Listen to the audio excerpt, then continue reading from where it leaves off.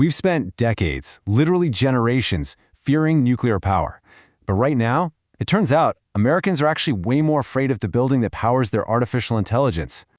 We're living through the sudden resource awakening. The so-called cloud has finally hit the ground, and it's sparking a massive, sophisticated infrastructure conflict all over the country. Just look at the numbers, they're staggering. A massive 71% of the country now opposes building new data centers in their local towns. Compare that to the 53% opposition for local nuclear power plants. Think about that for a second. Historically, a nuclear facility was the absolute pinnacle of controversy. Yet today, people perceive a warehouse for computer chips as a vastly greater threat to their way of life than a nuclear reactor. Folks are realizing a power plant actually gives them a tangible output of electricity, while these data centers are increasingly viewed as giant resource sinks. And this is exactly why you and I should care. It's no longer just some tech story happening in Silicon Valley. It's a very real, very physical resource struggle, and it is hitting the American kitchen table. Because when these massive facilities move in, the unprecedented grid upgrades they need, they aren't just paid for by the tech giants. The costs get spread out. In places like Georgia, the average residential power bill has jumped by $43 a month. Imagine getting that bill. Your costs jump $43, but your family hasn't changed a single habit.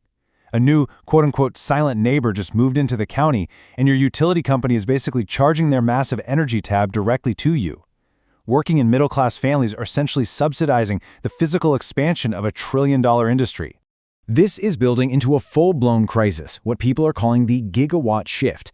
Utilities are watching their energy demands absolutely explode at a pace they simply can't handle. Take Georgia Power. Back in 2022, they estimated they need an extra 400 megawatts of generation over the next 7 years. By late 2025, that estimate skyrocketed to nearly 10,000 megawatts.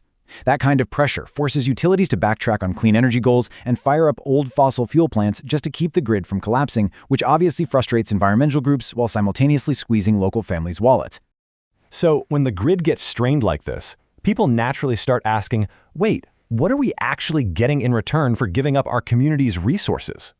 Tech developers have long used a narrative promising thousands of jobs, right? This huge local economic engine.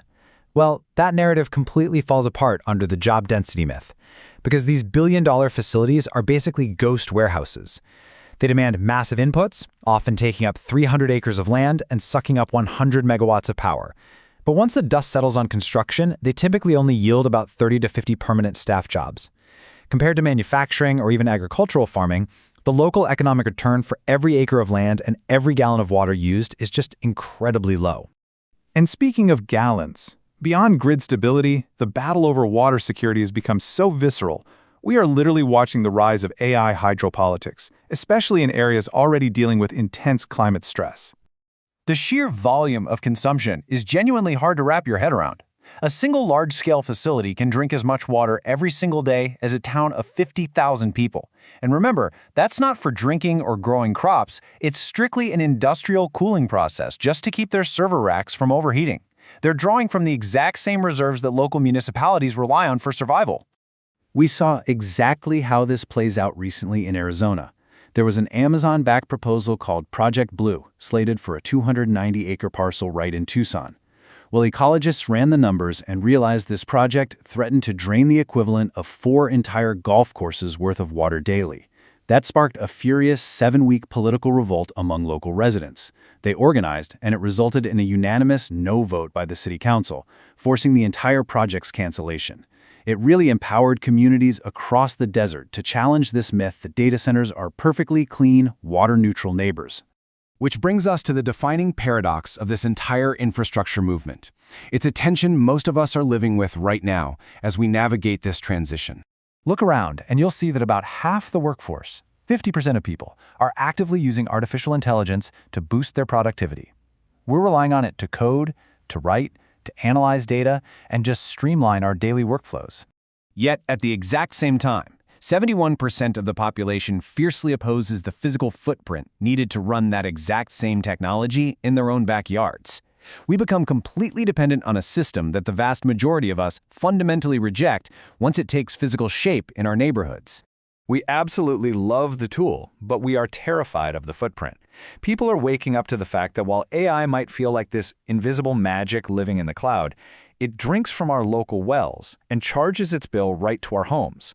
It's a direct, totally unavoidable conflict between the digital world we crave and the physical resources we actually need to survive.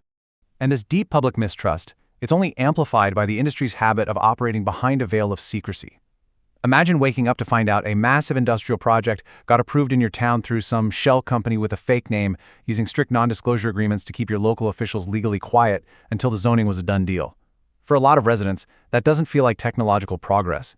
It feels a lot more like a hostile corporate takeover of community resources. But here is where it gets really compelling. That adversarial approach has severely backfired.